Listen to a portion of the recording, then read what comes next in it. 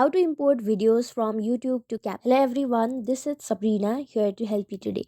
So without any further ado, let's get right into the video. So first, go to YouTube application.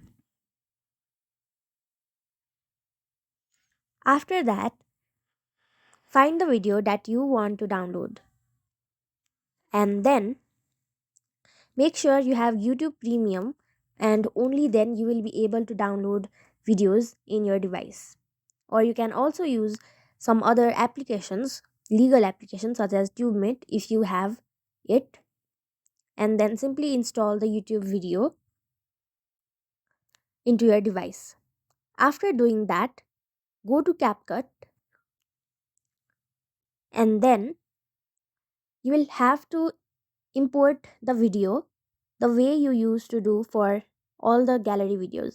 Simply go to edit and then go to new project, then import the videos, YouTube video that you downloaded from your gallery, and you will be able to edit it. So that's it. Thank you for watching this video. Make sure to like, share and subscribe to our YouTube channel. If you got any questions, comment them down and I'll get you in the next one.